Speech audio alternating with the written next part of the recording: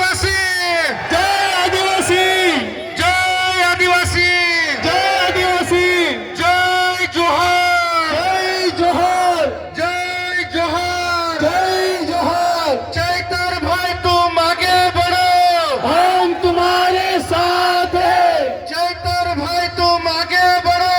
हम तुम्हारे साथ हैं। અહીંયા ગાડી આપણી વચ્ચે ઉપસ્થિત પરિવર્તન લાવવાનું છે ને, બદલાવ લાવવાનો છે ને।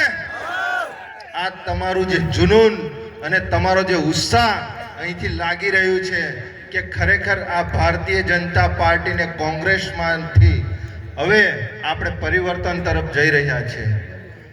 મિત્રો, ડેડિયાપાડાની જનતા એ તો જાગી ગઈ હતી 2022 થી જ, અને એમણે વિચારી લીધું હતું કે આ ભાજપ અને કોંગ્રેસ થી અમે કંટાળી ગયા છે, અને એમણે આપણાને એક ટાઈગર આપી દીધો છે, ટાઈગર। મિત્રો, આજે આ ભાજપ અને કોંગ્રેસના તમે જોતા હશો, આજે ઉમરગામથી સમગ્ર અંબાજી સુધી એ લોકો કોઈ પણ ધારાસભ્ય હોય, સાંસદ સભ્ય હોય કે કોઈને હમણાં નવા નવા પદ આપી દીધા હોય, નવા નવા હોદ્દાઓ આપી દીધા હોય, એ કૂતરાઓ આજકાલ બહુ ફસે છે। એ કૂતરાઓને અહીંયા ગાડી તમે જોતા હશો, એ લોકોએ આજે ઉમરગામથી અંબાજી સુધી એમણે ભસવાનું ચાલુ કરી દીધું છે। પણ આ તો જંગલનો ટાઈગર છે, ટાઈગર। આ કૂતરાઓ હોય કે પોપટો હોય કે વાંદરાઓ હોય, એમનાથી કઈ ફરક પડવાનો નથી। આજે તમે વિચાર કરો, આટલી બધી શિયાળાની ઠંડી લાગે છે, પણ તેમ છતાં ભાજપના અને કોંગ્રેસના નેતાઓની આ એક ધારાસભ્યોએ બધી ઠંડી ઉડાવી દીધી છે। આજે એ લોકો ગામે ગામ સભાઓ કરતા થઈ ગયા છે। આજે ચૈતરભાઈની જ્યાં જ્યાં સભાઓની જાહેરાત થાય તેના 4-5 દિવસ પહેલા એ હમણાં ઢોલ નગારા લઈને નીકળી પડ્યા છે। જોયા છે ને તમે?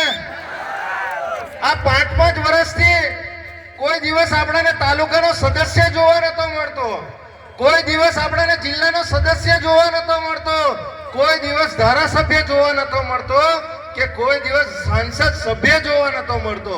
આજે તે લોકો નાચતા કૂદતા થઈ ગયા છે। તે લોકો નાચતા કૂદતા તો થઈ ગયા છે, પણ સાથે સાથે તે લોકો ચૈતરભાઈના ગુણગાન ગાતા થઈ ગયા છે।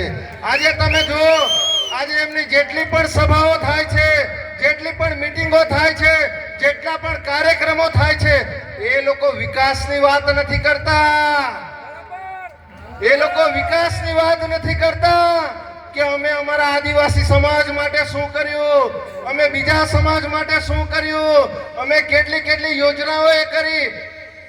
એ લોકો રાત દિવસ 4-5 દિવસ પહેલા જાહેરાત કરી દે કે અમારે કવાંટમાં કાર્યક્રમ કરવો છે, અમારે છોટાઉદેપુરમાં કાર્યક્રમ કરવો છે, અમારે દાહોદમાં કાર્યક્રમ કરવો છે, અમારે સોનગઢ વ્યારામાં કાર્યક્રમ કરવો છે। તો ત્યાં ગાડી જે કાર્યક્રમો કરે ત્યાર પહેલા આ ભાજપની જે આ નારંગી ગેંગ એ તૈયાર કરી રહી છે કે ચૈતરભાઈ માટે મારે સ્ટેજ પર આવીને શું બોલવું છે। સાચી વાત છે ને? મારે ચૈતરભાઈ માટે સ્ટેજ પર આવીને શું બોલવું છે?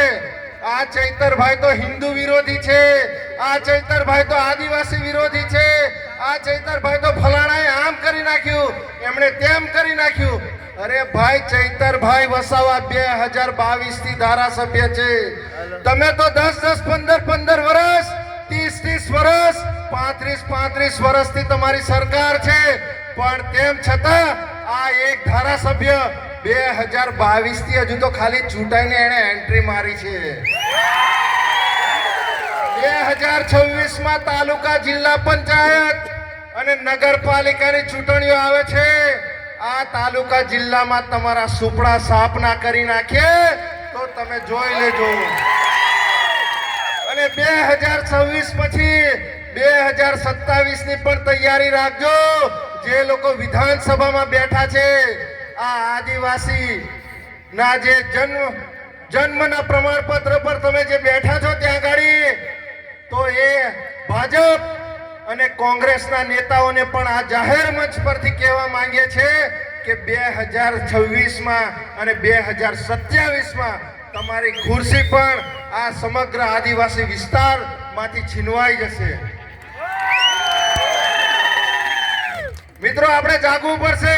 આજે 2022 થી આ ધારાસભ્ય ચૈતરભાઈ વસાવા આજે ધારાસભ્ય બન્યા છે.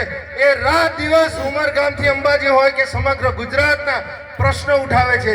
આજે તમે દરેક સોશિયલ મીડિયામાં જોઈ લો, એ ઇન્સ્ટાગ્રામ હોય, યુટ્યુબ હોય, ફેસબુક હોય, વોટ્સઅપ હોય, આજે દરેક જગ્યાએ ચૈતરભાઈ વસાવા આજે દરેક સમાજના પ્રશ્નો ઉઠાવે છે. આ ભારતીય જનતા પાર્ટીની આ નારંગી ગેંગ એ ફક્ત ખુરશી પર બેસી અને એ ફક્ત તમાશા જોઈ રહી છે. એ ફક્ત આપણા આદિવાસી વિસ્તારમાં જે કરોડો રૂપિયાનો જે બજેટ આવે છે એના રૂપિયે એ લોકો આ તાગડ ધીમના કરી રહ્યા છે. એ લોકો વિકાસના નામે એ લોકો આપણી કરોડો રૂપિયાની આ ગ્રાન્ટો વાપરી રહ્યા છે. પણ મિત્રો, આપણે જાગવું પડશે. આજે આ કવાંટ હોય કે સમગ્ર છોટા ઉદેપુર જિલ્લામાં આજે તમે જોઈ લો, આજે જેટલા લોકોનું એક્સિડન્ટ થાય છે, એ લોકોને હાર્ટ એટેક આવે છે, એ લોકોને કોઈ પણ જાતની ગંભીર બીમારી થાય છે, આપણે તમામ લોકોને આપણે બરોડા લઈ જવા પડે છે. લઈ જવા પડે છે ને? અને જેટલા લોકો આપણે બરોડા લઈ જઈએ છીએ એ ફક્ત છોટા ઉદેપુરના હોય, નર્મદાના હોય કે બરોડા જિલ્લાના હોય કે સમગ્ર ટ્રાઇબલ વિસ્તારના હોય. આ એ લોકો આપણે જે હોસ્પિટલોમાં લઈ જઈએ છીએ એમાંથી 90% લોકો એક્સપાયર થઈને આવે છે. આપણે ફક્ત એ લોકોની અહીંયા ગાડી અંતિમ ક્રિયા જ કરવી પડે છે. એ લોકો માટે આપણે લાકડા તૈયાર રાખવા પડે છે. આ ભારતીય જનતા પાર્ટીની જે નારંગી ગેંગ છે એ નારંગી ગેંગ મોટા મોટા વાયદાઓ કરે છે, મોટા મોટા તાઇફાઓ કરે છે. આપણાને 5-5, 10-10 લાખ રૂપિયાના આયુષ્યમાન કાર્ડ આપ્યા છે. એ કાર્ડો કોઈ જગ્યાએ ચાલે છે ખરા? અહીંયા ચાલે છે? એટલે મિત્રો, તમારે બધાએ જાગવું પડશે. આજે ચૈતરભાઈ એકલા છે. આવનારા દિવસોમાં તાલુકા પંચાયત, જિલ્લા પંચાયત અને નગરપાલિકાની ચૂંટણી આવે છે. આપણે આવનારા દિવસોમાં દરેક ગામે ગામ, દરેક ઘરે ઘરે આપણે ચૈતરભાઈ પેદા કરવો પડશે. પેદા કરવાના ને? અને આપણે આ તાલુકા પંચાયત અને જિલ્લા પંચાયતમાં પણ આપણે એવા પ્રતિનિધિને આપણે જીતાડીને લાવવાના છે. જેવી રીતે ચૈતરભાઈ વસાવા વિધાનસભામાં ગર્જના કરે છે, જેવી રીતે ચૈતરભાઈ વસાવા પોલીસ પ્રશાસન સામે લડે છે, સરકાર સામે લડે છે, એવી જ રીતે આપણા વિસ્તારમાંથી આપણે તાલુકા પંચાયત અને જિલ્લા પંચાયતમાંથી ચૂંટાવીને એવા લોકોને બેસાડવાના છે કે જે લોકો શિક્ષણની વાત કરે, જે લોકો આરોગ્યની વાત કરે, જે લોકો આ રોડ રસ્તાની વાત કરે, આપણાને જે માળખાકીય સુવિધાઓ જોઈએ છે એની વાત કરે. આપણે એવા નેતાઓને આવનારા દિવસોમાં ચૂંટાવીને લાવવાના છે. તમે બધા તૈયાર છો ને? જોજો, આ નારંગી ગેંગ આવશે. હા, હવે તમારા ઘરે ઘરે તૈયારી છે. એટલે તમે જાગતા રહેજો. નિખર મોટા મોટા વાયદા, મોટા મોટા કાર્યક્રમ 100, 200, 500 રૂપિયા આપીને તમને જતા રહેશે અને એનું પરિણામ આપણે 5-5 વર્ષ સુધી ભોગવવું પડશે. વધુ ન કહેતા આપણે આપણા લોકલાડીલા ધારાસભ્યશ્રીને પણ આપણે સાંભળવાના છે. એટલે અમે અમારી વાણીને અહીંયા ગાડી જ વિરામ આપીએ છીએ. જય હિન્દ, જય ભારત.